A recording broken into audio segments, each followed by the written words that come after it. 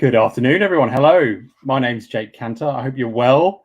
I'm a long-time Muscle Health Foundation volunteer, and I'll be your guide for this afternoon's In Conversation With session.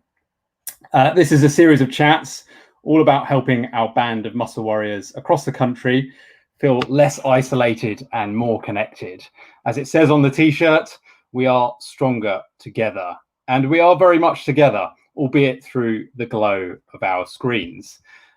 Before we dive into this week's chat, a couple of bits of housekeeping.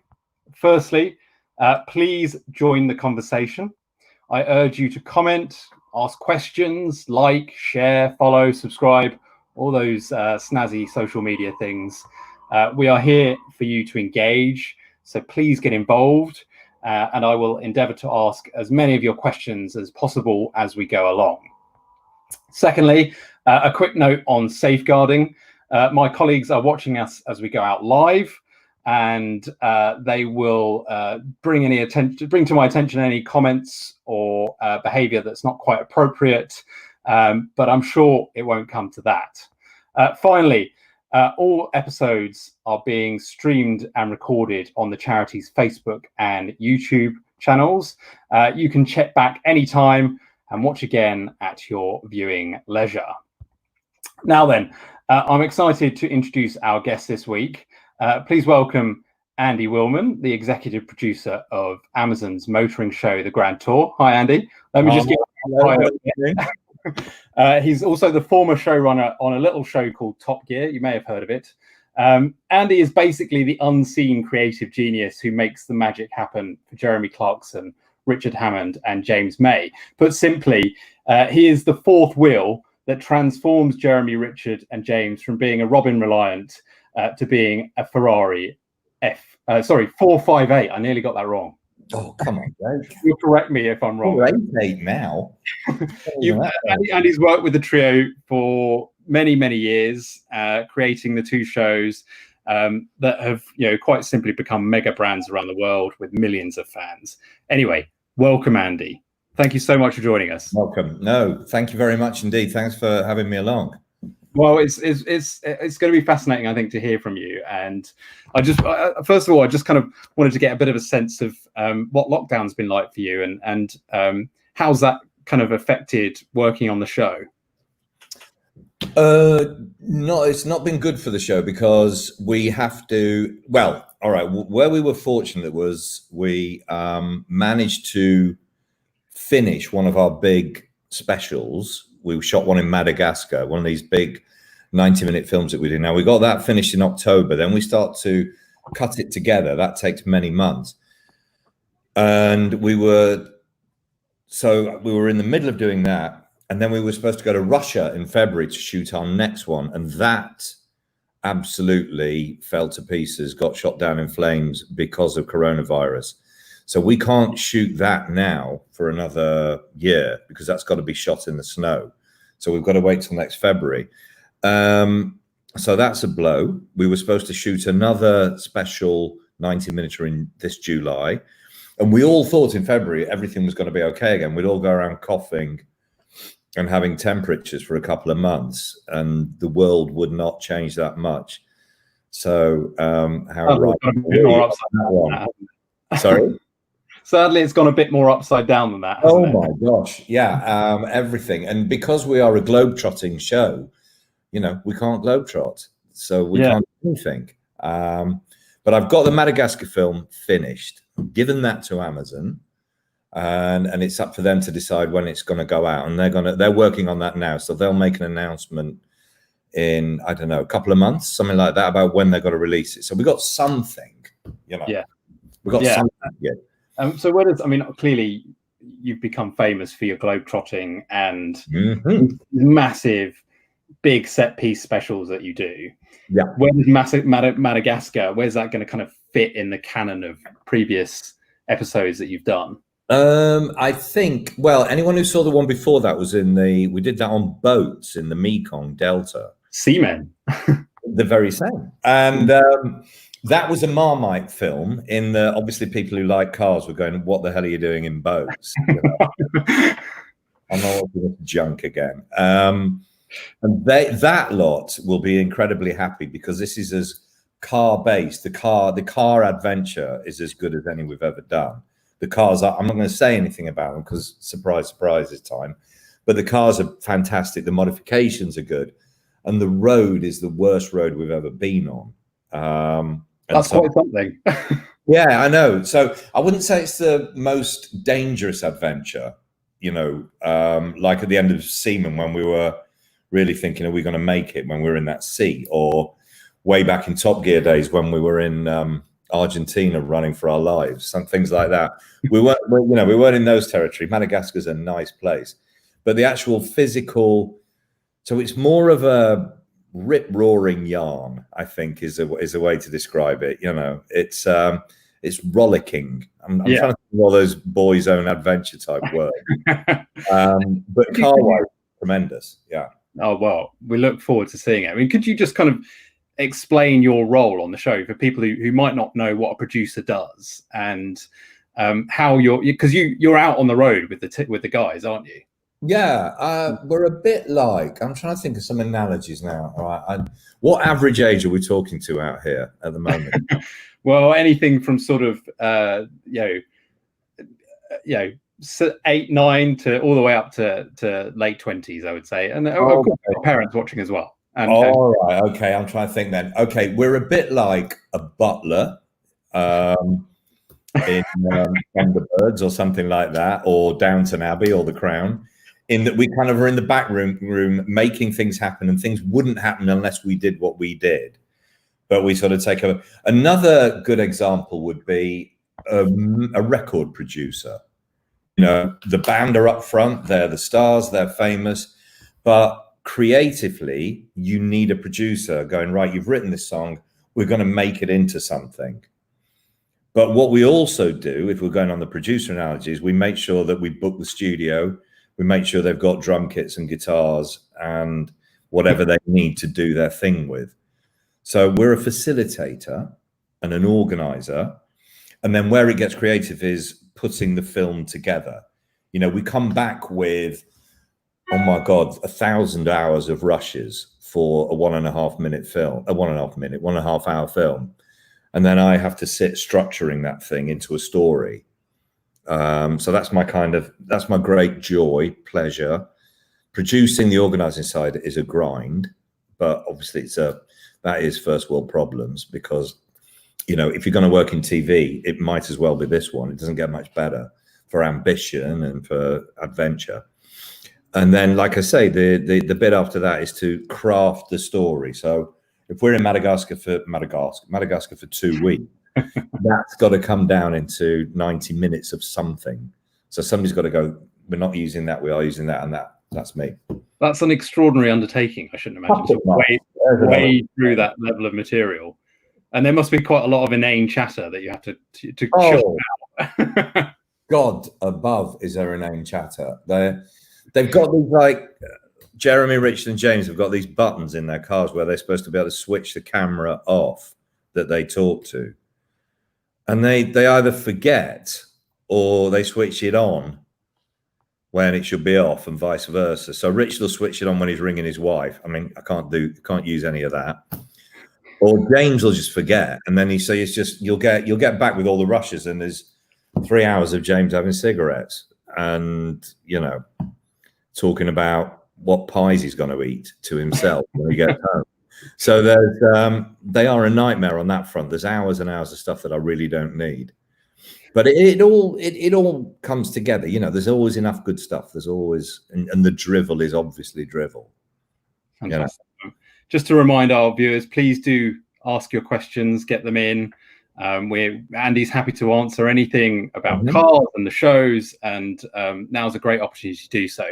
I mean, just thinking of what they're like, what the boys are like on camera. Are they very much the same off camera as well? Is the relationship between the three of you, the four of you, the same off camera as it is on?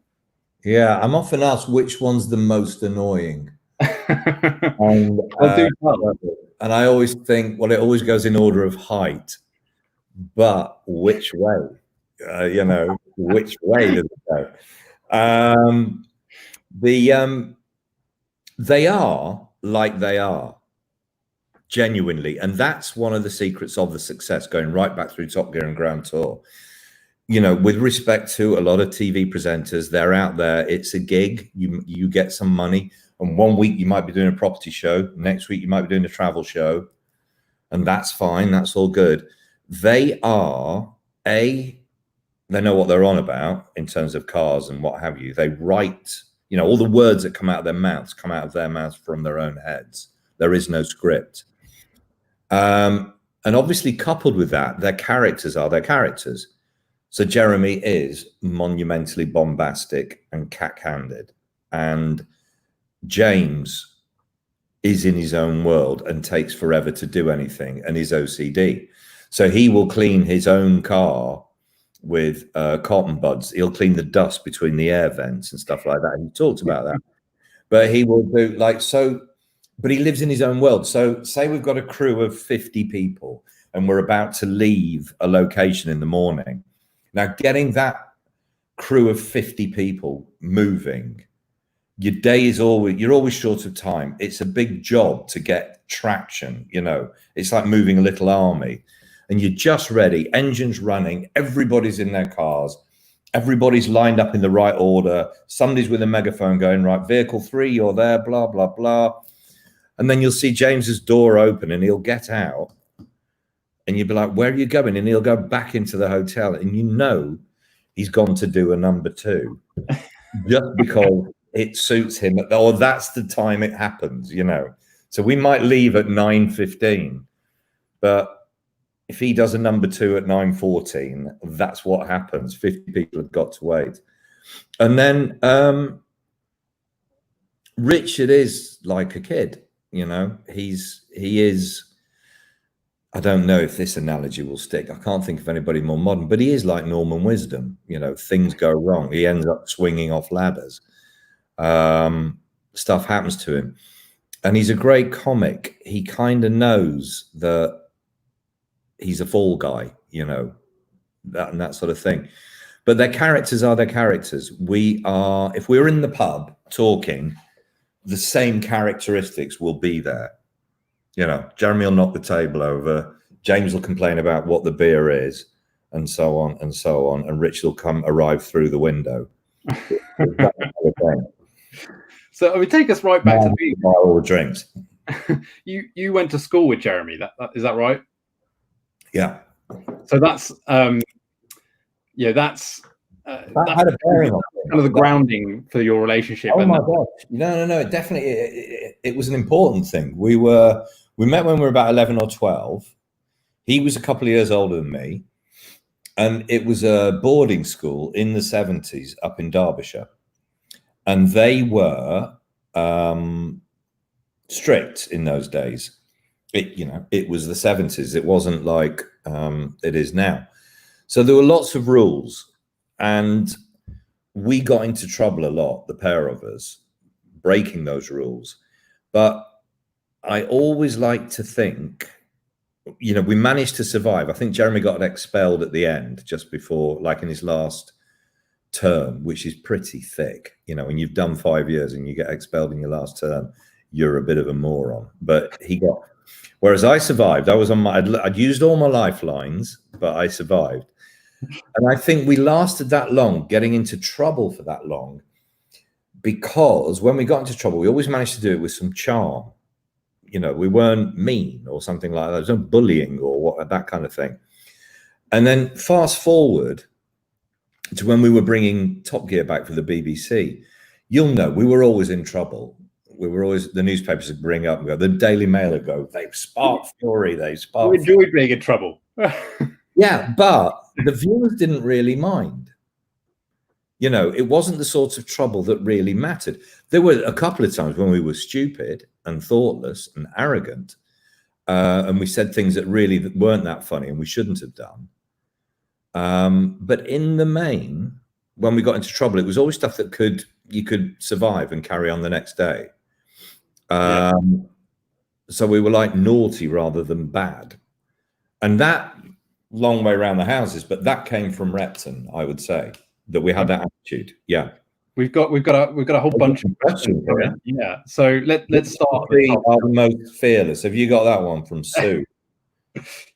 Yes. So yeah. It's Hammond. The other two, no. The other two, I wouldn't go into a shop with a power cut, but the other two, Hammond, you would be, if you want somebody in the trenches in World War One, he is tough. I mean, I remember when he had the big crash, the first big crash. And we didn't know if he was going to make it that night. The doctors didn't know. It was all about, it's in his hands now what he does. And he did make it, obviously, but he has such an innate toughness, which is when he can get angry and fighty and shouty. But that kind of that is in him is an energy. It's a life force as well. So he's the toughest. He's the strongest. There's no question. And he's the most fearless, clearly. Yeah. So we've got loads of questions coming through from. Do they have any riders? Beef hula hoops for James. So just to be clear, riders is requests that they make on set, right? Yeah. Yes. Yeah. The Rolling Stones have, air-conditioned everything and 100-year-old tequila with their names on the bottles. But with your move, it's beef hula hoops. James is beef hula hoops. Jeremy is rosé. Richard is gin. This is sounding good, isn't it? This is like a great example. And I think that's it. So there's no wardrobe budget. There's never been a wardrobe budget in 20 years. But so they're clearly men of modest pleasures. Sorry? They're men of modest pleasures. They are men of modest pleasures, yeah. Just give them a Ferrari.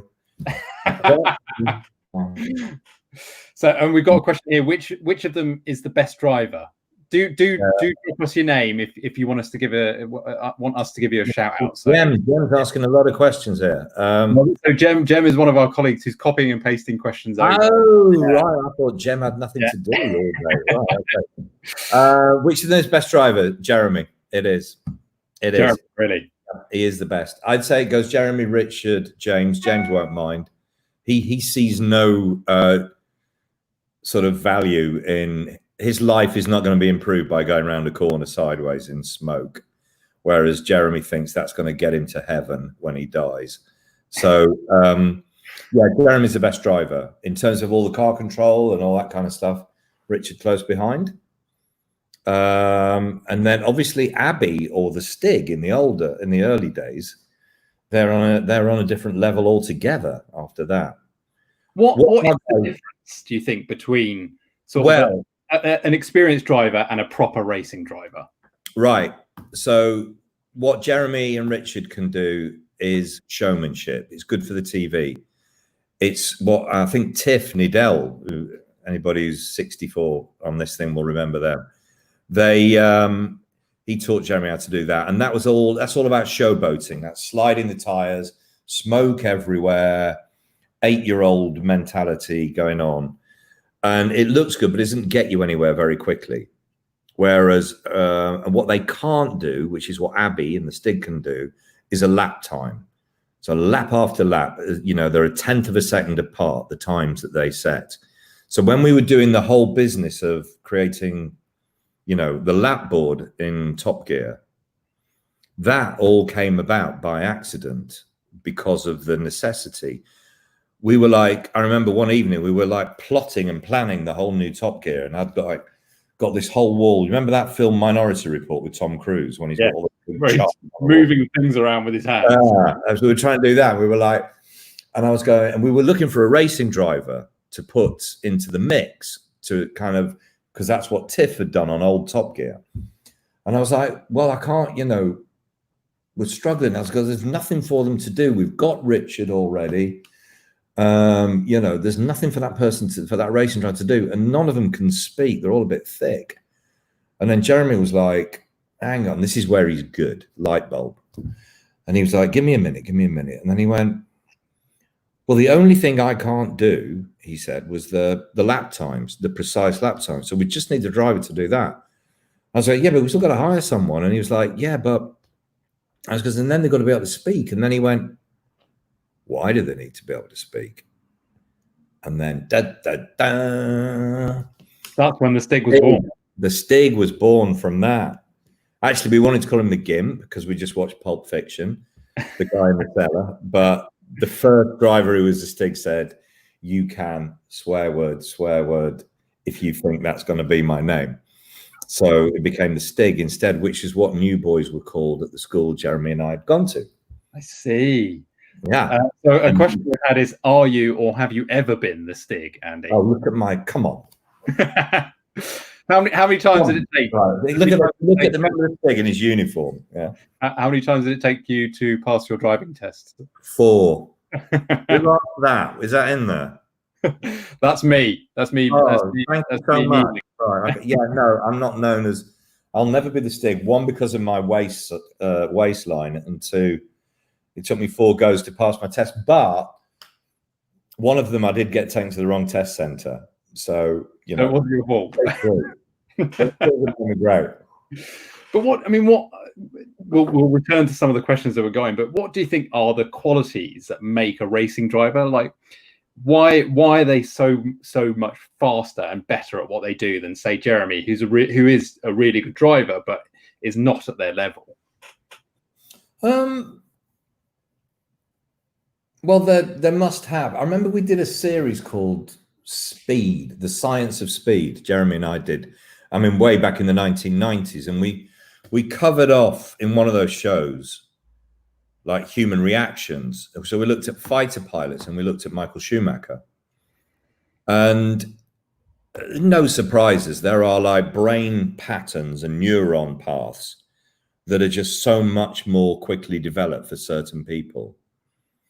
But I remember we talked to Schumacher about it, and it was interesting things like, okay, I'll go one step further back. We also talked to his boss at the time, which was Ross Brawn, who ran Ferrari. And we were like, well, there's loads of fast drivers. Where is he faster than everybody else? And he sort of said, he thought about it and he went, he goes into a corner faster than anybody, but somehow can handle everything that then goes wrong dynamically with the laws of physics so that he doesn't lose time coming out. Because the rules of racing driving are traditionally you go slow in, fast out. And he would go fast in, fast out. Now, to do that, you've got to have a car control that is mind-boggling. And he just had it. And then there was the thing about processing. I think this is where Jeremy could never do it, is they can compartmentalize all the issues going on around them. They've got a bandwidth. And Ross Brawn, same time, he sent me some tapes, which weren't they didn't really have the pit wall microphones and transmissions in those days. He sent me tapes of Schumacher in a race for Ferrari, where it was like 60 laps in. So they're all getting knackered. And Schumacher was like talking as if he was in this room now with us. He was like he'd be going through a 150-mile-an-hour corner, and then he'd be coming on the radio going, I saw some clouds and they're quite dark clouds at the bottom of turn 4. Do you want to check that out? Is that going to be drizzle or rain? But he was talking like that at 150 miles an hour, 60 laps in. And he played me some, bless him, Rubens Barrichello ones, who was his teammate. And he was as the race went on, he was kind of just coping, you know. Yeah. And then we asked Schumacher on a different level. Yeah, but then interestingly, I think, well, it was for me, Schumacher said, but it isn't all about the same. The skills don't translate, because he loved football. He loved football as much as he loved driving, but he couldn't do it as well. He was good, but he said, he used to watch Beckham or somebody like Beckham, and he could see that they were planning moves 4 or 5 ahead. And he said, I just can't do that. My brain cannot do that. Yeah. So should we return to some of our questions? Because yes, no, we've got Ryan O'Leary here, and this speaks to a question that someone asked earlier. Actually, what do you think is the best way to get into the film and TV industry? Ryan says that he's looking to get into the industry himself. He's got a degree in 3D animation. Well, Ryan, I think with coronavirus, you're in a good spot here, mate, because there's going to be less opportunities for live films to be going on. So animation has to grow now. If we're in an unstable world, I was reading an article about this the other day that, you know, studios are looking at more and more animation. How you get into it, God knows. All I can talk about is the principles of we take on bright runners and we try and grow them ourselves. We don't sort of take them on, keep them as a runner for 6 months and then off they go. It's always best to grow your own crew. And once you get that foot in the door, obviously then it's up to you to do all the hard work, be smart, listen, learn, see all, hear all, say nothing. That's a good phrase I grew up with up north.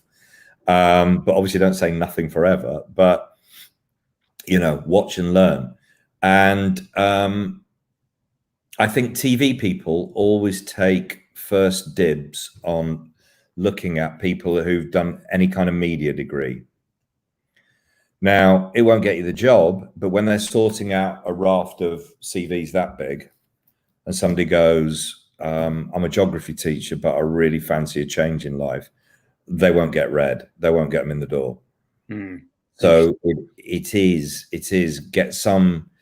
take some kind of media course to get you into the room. Okay. You know, Really.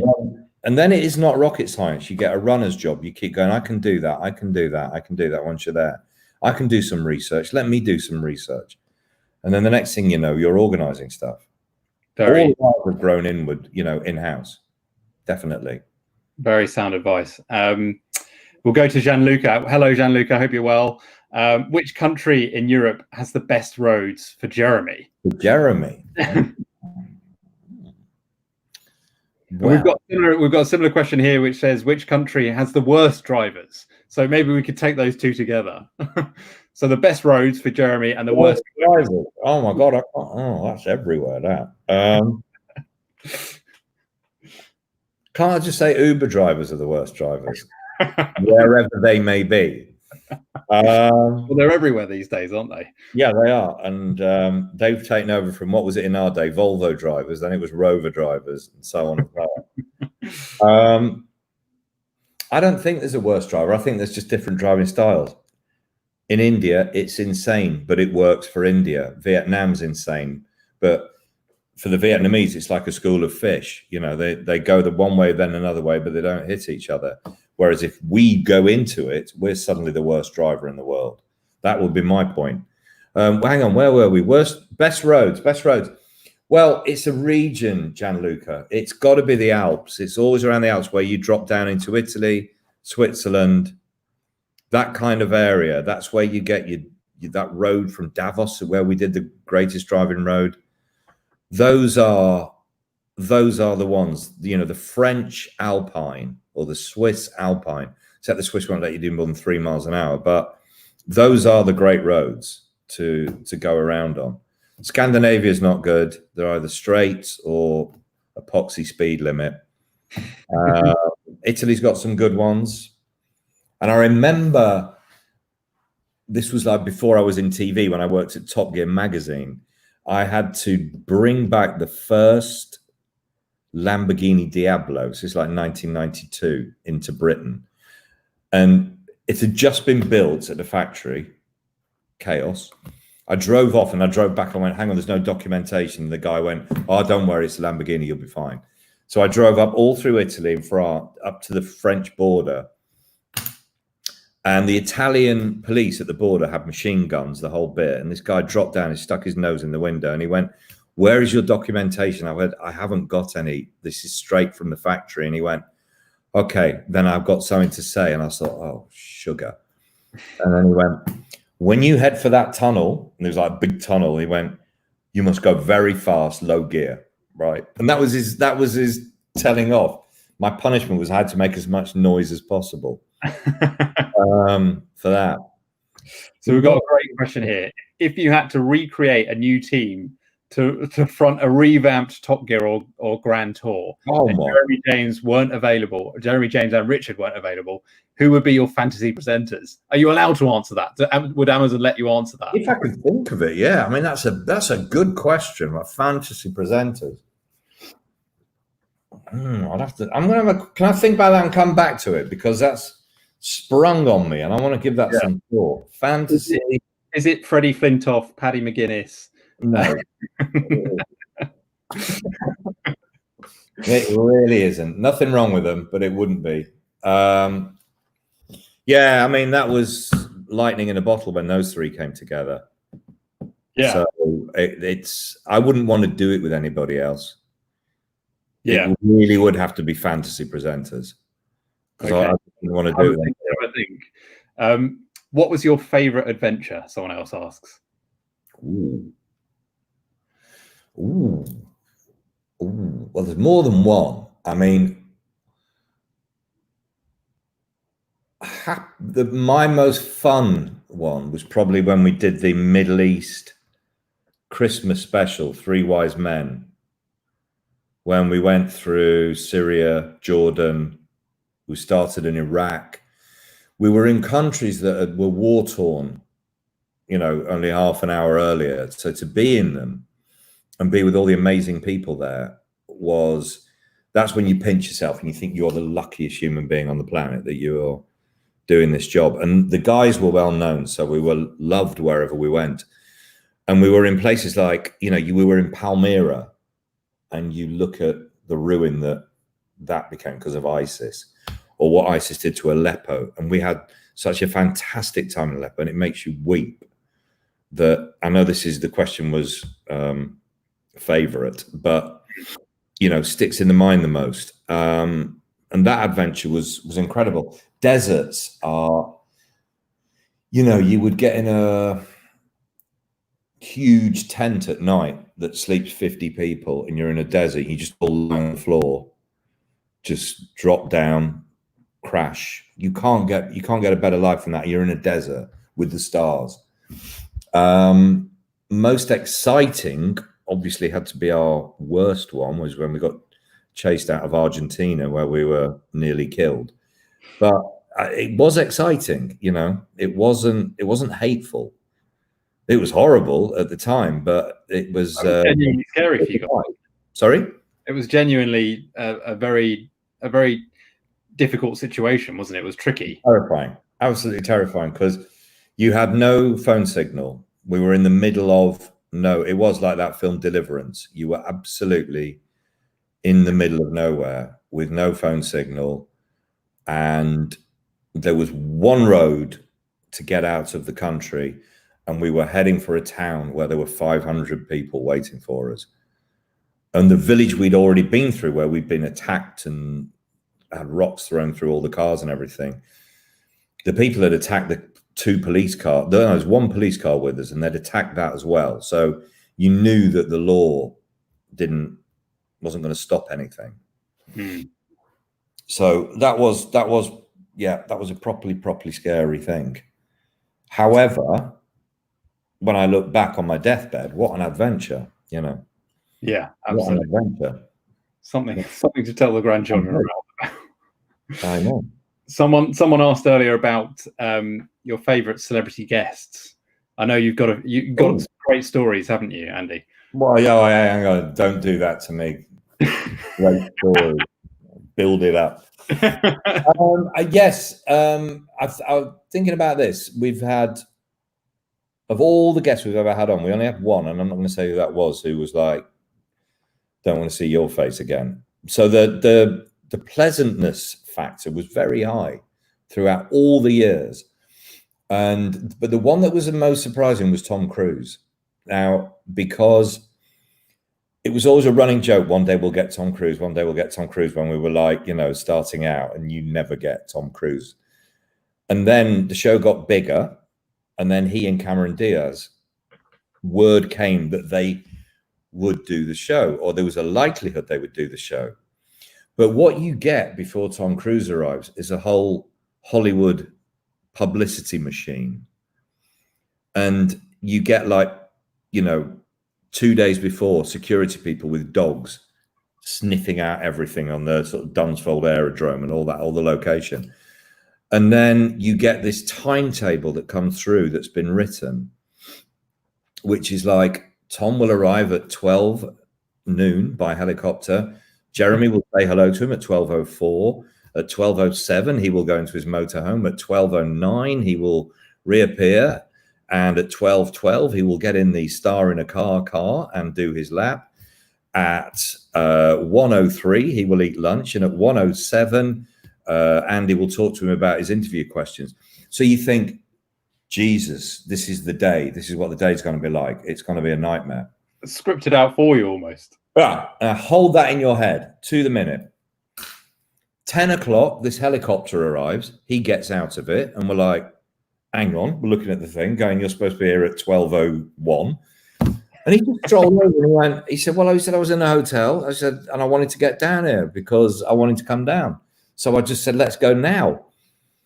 And then for the rest of that day, he never went in his motorhome, apart to put a shirt on, stayed chatting to everybody. And then he did his lap and it rained while he was doing it. And then Cameron Diaz arrived and the sun came out and the track dried and she was doing her lap. And he came over to me and he said, I'd like to do my lap again because it's dry. And I said, and he'd been really quick already. And I went, well, I think you should, but you've got a problem. And he went, what's that? And I went, just look behind you. There's all the film company people. And they wanted to get him to the premiere, which is why there was a big fuss on in the West End, like helicopter up to the premiere. And I went, if you say you want to do your lap again, that's going to throw all the timings out. We don't care. But that lot behind you, Jesus, you know? They might care. Yeah, and he said, and I thought, you know, he could just turn around and go, I'm doing my lap again. And he said, do you mind asking them if it would be okay? Now, if you think about that, he could have turned around and gone, I'm doing my lap again. So I turned around and I said, Tom wants to do his lap again. And they all went, yeah, fine, yeah. And then he walked off. And as soon as he walked off, they all came pouncing me going, you've got to talk him out of that. He can't do that again. We haven't got the time. We haven't got blah, blah, blah. And then he came wandering back and he went, what's the problem? I went, they won't let you do your lap. And he was going, guys, please, can I do it? And they were like, well, you've got to get changed at the hotel. And he went, I'll get changed in the car. And so on, and so on, and so on. So, and then when he left, he said, you know, we all must meet again. And I went, best will in the world. That's a lovely thing to say, but we won't. But he sent all of us an invite, like 6 months later, to come and watch him filming up in one of the studios. Lovely. You know? So a very genuine man then, you felt? Really good, really good. He was like, did what he said. So he was a complete surprise in that way. And he was fantastic. And then who else interesting? We nearly killed Lionel Richie, who was our first big American guest. But that was a terrible day because he didn't really know the show. His manager was a big, angry Hollywood manager. So he's standing on this windswept, rainy field, aerodrome in Surrey. And this guy looked at, and his prized possession is going round in this 1.6 litre car. And it looks like crap, you know. And this guy was going, so this is a big show. And I went, yeah, it's a big show. It's a big show, this. As I'm saying that, the wheel comes off the car totally, shears off, and the car goes spearing across the field towards like a load of runway landing lights. Lionel stops it, gets out, manager seething with anger. And I'm like, maybe we better go back to the motorhome. And we'd hired our first motorhome because it was a big American guest.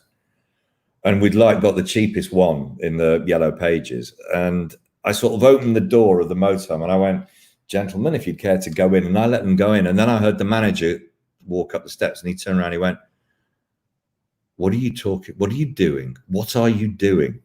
And I looked around the door because I'd not been in, and there was like, all there was on the wall was one of those big Athena posters of the Twin Towers. And that was all there was there. So the mood was grim, you know, not from Lionel. Lionel was fantastic. And you've had several F1 drivers, haven't you? Yes. We had Schumacher. Yeah.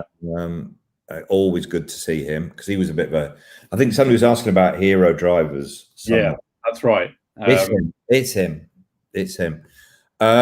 What's interesting is how seriously they take or don't take doing the lap, because they're programmed to, their whole careers hang on tenths of a second. So, and it's a 1.6 liter, Suzuki Liana, but there's still, you get like Jensen Button would go, what were the tire pressures when Mark Webber was doing it? And we're like, well, we don't know. And he was like, well, where's the timing device? And you go, oh, it's him. And you point at like a junior runner with a phone. And then like Kimi Räikkönen came along and he did his lap and it was wet. But we were like all in awe of Kimi because of how cool he is.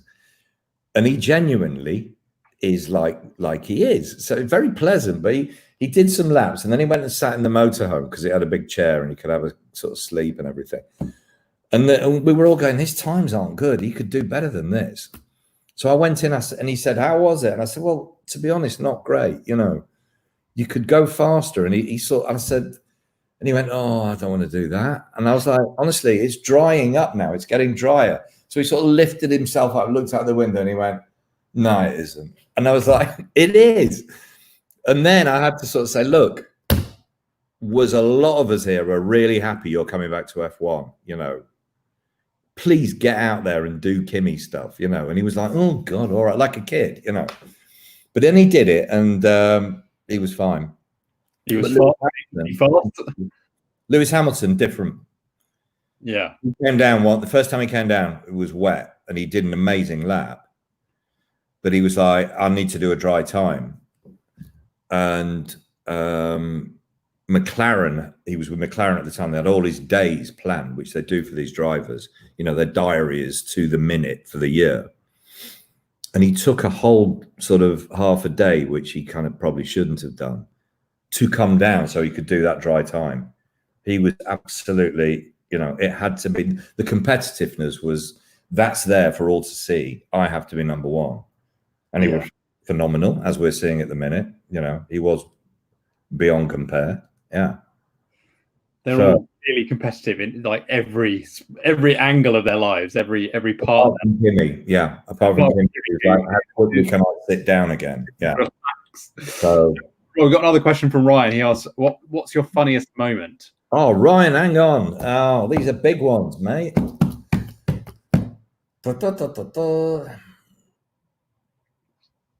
Funniest.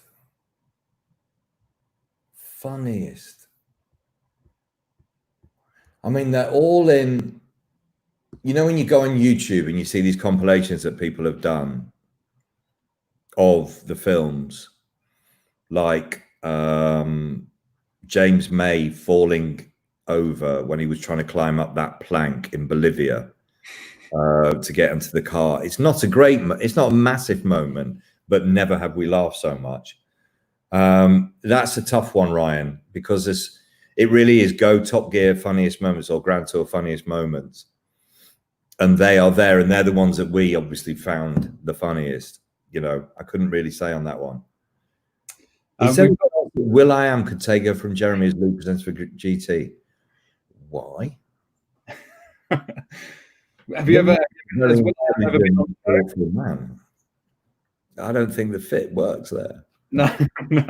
So we had a couple of questions earlier, which we kind of touched on, but maybe they didn't hear. So Nicole August asked, do you have another Grand Tour special on the way? Maybe you can talk to that a bit more. And then Melanie Ridges asks, the lads clearly have a great report on screen.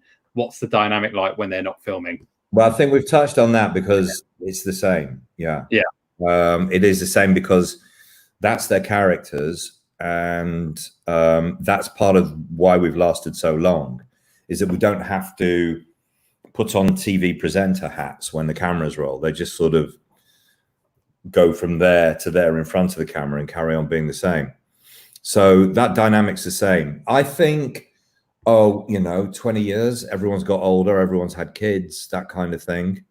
We probably see each other less. We probably get drunk together less than we used to. because that first flush of being in a gang fades as life goes on. But we're always, you know, we saw each other a few weeks ago to talk about new stuff up at Jeremy's, and it was really good. We haven't all been locked down, so we couldn't see each other. But that was really good again. It didn't take long for everything to start being childish again. So as long as we've got that going, what have we got here? I guess that's the mark of a good friendship. What was the other question you were asking? Sorry, go ahead. I was going to say that's kind of the mark of a good friendship, isn't it? That you can get together and it clicks fairly quickly. Although, because I mean, you do give the impression sometimes on screen that you all loathe each other. But I guess is that a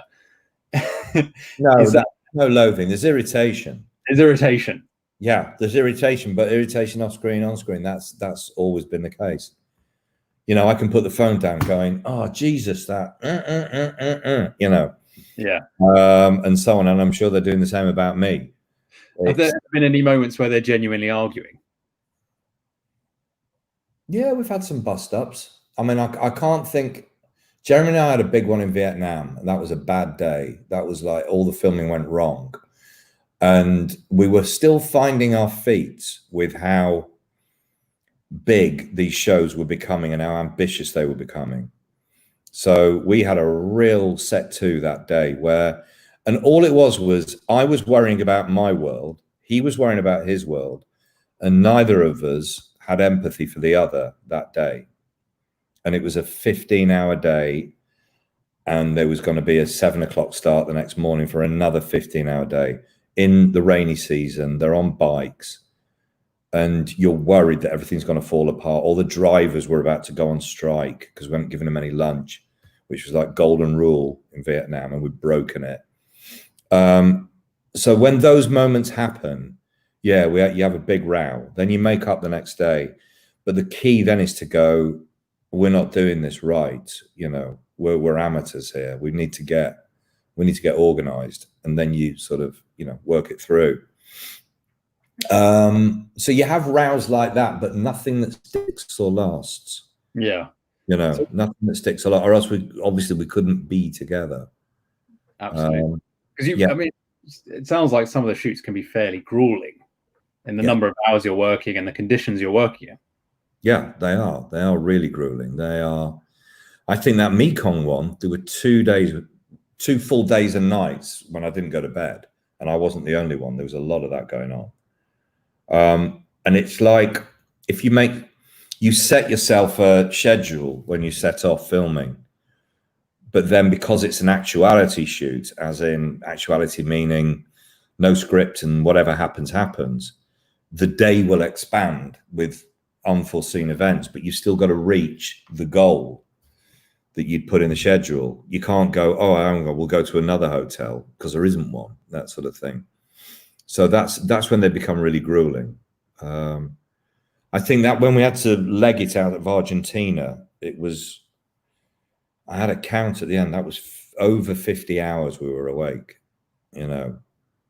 And they weren't pleasant hours. It wasn't hours playing Candy Crush, obviously. So hang on, I've got some more here. Yeah, there's lots of questions. Chief Muscle Warrior, 04 PM. Would Andy be happy to offer one young person a virtual muscle dream experience, especially the personal video from Jeremy's compadres, for a mega Grand Tour fan from within our Muscle Warrior community? A video message, right? Let's see what I can do with them. Let's see what I can do. I know one of them's filming at the moment, so let me see what I can do. But who do I get the details of for this? We'll sort that out. We'll make sure. Okay. All right. And someone else asked, have you ever come across muscular dystrophy in your world? In our world, no. I don't think we have. I was ill when I was a kid, but it certainly wasn't muscular dystrophy. It was a sort of muscular disorder. Yes. But in our world, no. And so, I mean, just thinking about the two shows. Yeah. They're clearly very different beasts now because you're doing the specials with Amazon, and Top Gear was, you had the studio. What's kind of the biggest differences between the two? Spiritually the same. I think the biggest difference, they're kind of nerdy differences. Like If we make an Amazon show and deliver it to Amazon, it's 5 weeks before anybody sees it, because they have to do all their Amazon things to it, you know, foreign language translations and so on. Whereas when we did a BBC Top Gear, we'd record that on a Wednesday and you could watch it on Sunday. Now, the first big difference there straight away is you can get the big A-list guests because they can promote their film that's coming out on the Friday. So you get Will Smith, you'll get Hugh Jackman, you'll get Tom Cruise and so on. Whereas when we went over to Amazon, it's a different beast. It's a long haul process. No star is going to come on, do a guest slot, and then their slot comes out 5 weeks later. So you had to rethink everything on those terms. I think it got a bit less British, probably, because we could sit talking in the studio in Surrey about, you know, speed cameras on the M4, which means nothing to quite a few people around the world. But actually, having said that, when we did Top Gear, we never changed anything for a global audience. Yeah. Well, we didn't change anything. We just rattled along. Yeah. So we've got about 5 minutes left. So please do get your last minute questions in if you've got any questions for Andy. I wanted to ask a bit about your own car history. Back into your lives, yes. We had a row, but you know, you'd work with BBC again. And we like those guys. No. BBC was home, so happily we would. There's no bad blood anymore. All the bad blood's gone. Definitely. And I definitely wanted to ask about your own car history, which someone has picked out here. 5 minutes left, and you want to waste everyone's time. What do you drive now? What do you drive now? Again, it's all right. Everybody, sorry, everybody in advance. I've got a 2-litre Porsche Macan, which is the most boring of the Porsches that you can get. It's like they've gone, right, we need to have a boring quota here. This is the car for it. So 2-litre petrol takes the family and the luggage, you know, that's that. I had a BMW M3 before, but it was like, it's tragic to even talk about it. You know, the fuel tank was small, the ride was harder. I'm going down to Brighton to pick my kids up from school, blah, blah, blah. Oh, I need something more comfy with a better fuel range. It's just tragic. Therefore, well, I'm coming home in the Lamborghini tonight, and I'm going to take the Caterham out tomorrow. But it's not like that. I'm not so crazy on the cars, but I like the stories. I suppose that's what I would say. Do you think that's kind of that's important in a way to not be so crazy about the cars? Because obviously the show appeals to a much broader audience than petrol heads, doesn't it? Yeah, I mean, Jeremy, Richard, and James know that instinctively. You know, there are car geeks out there. I mean, Chris Harris on Top Gear is really good at what he does, but he would be the first to say he's much more of a geek. But that's the area he loves to inhabit. And our three are always quick to sort of say how we are car bores, you know, how people wouldn't want to sit near us at a dinner party. So they've all had an eye on the broader audience, and it comes naturally. And then me too, as well. So that's why we've managed to, I think, is one of the reasons why I managed to pull that audience in.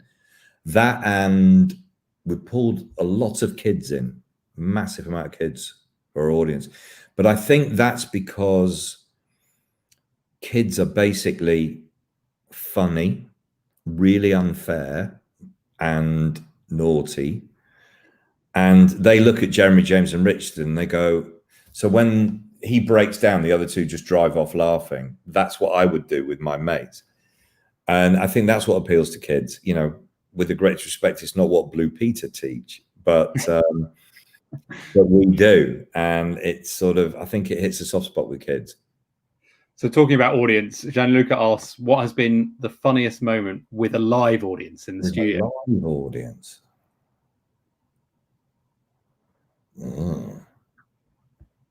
Because you're filming for many hours, aren't you? Is that right? When you were doing that? Oh, again, these are like 20 years of this, you know.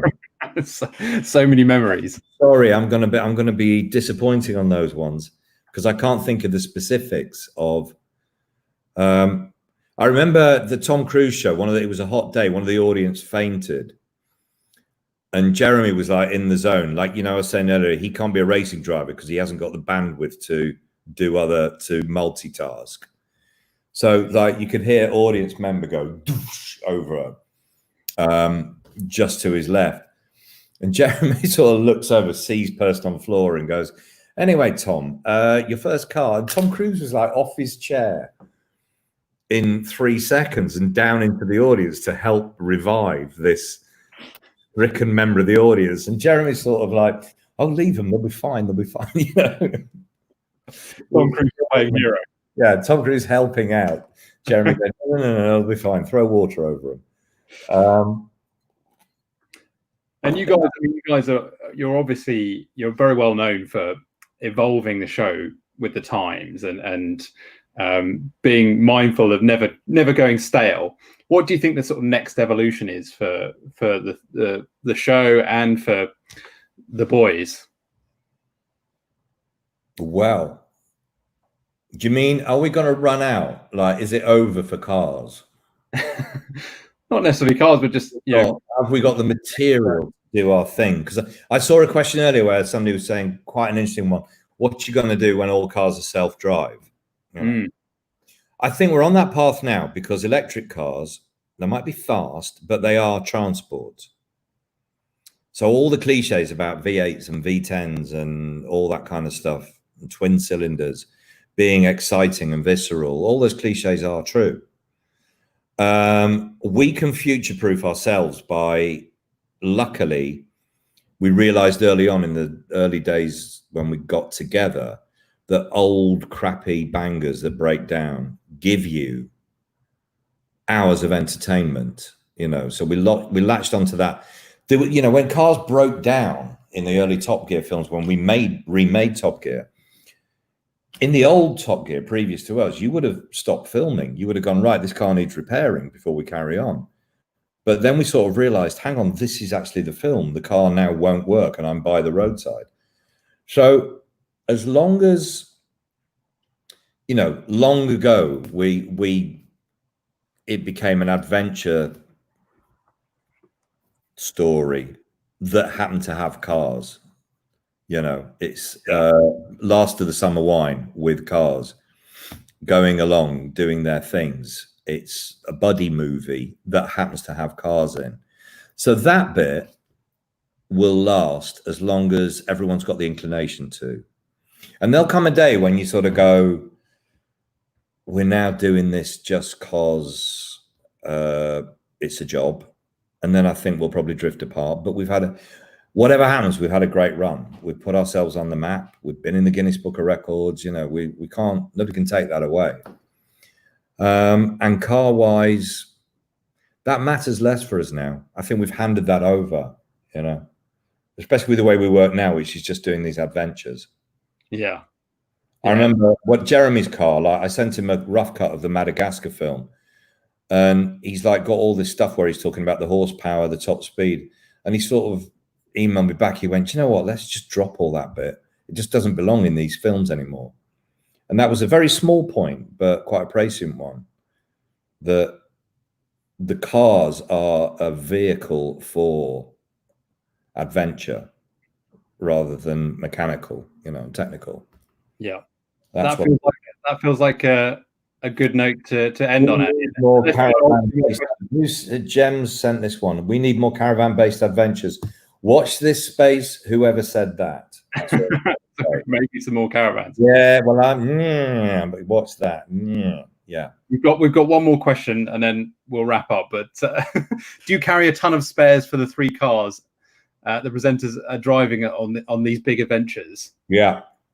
Do you think they mend everything themselves or magic up a prop shaft? You've got 50 odd people on a payroll and you've got an Amazon going, deliver that film or we'll execute you. We're not going to let the film die because we haven't got a, head gasket. It's the huge unseen team. Oh my God, you swing the camera that way. It's something else. Yeah. completely is. But we have to keep that illusion going. Fantastic. Look, Andy, thank you so much for joining us today. It's been a real privilege to talk to you, and we really appreciate your time. I'm just going to wrap up. Before we finish, we'd love you to give us your feedback. Please head to the charity's Facebook page, where you'll find a short survey, a questionnaire where you can tell us how to improve this experience.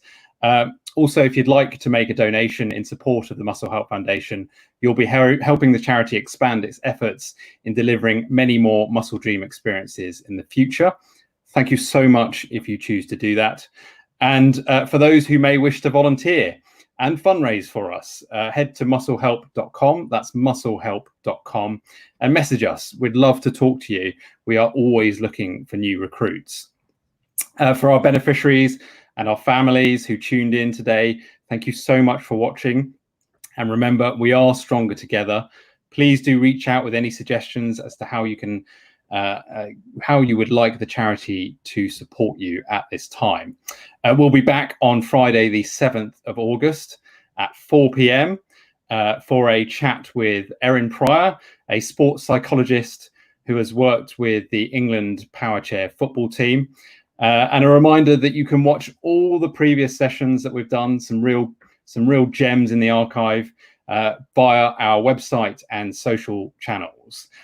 All that remains for me to do is to say thank you again to Andy Wilman. We really appreciate your time. Thank you, everybody. Yeah. And thanks to all the people supporting behind the scenes: Grace, Susie, Jem, Kate. You guys are magic. Great. Thank you for making the magic happen.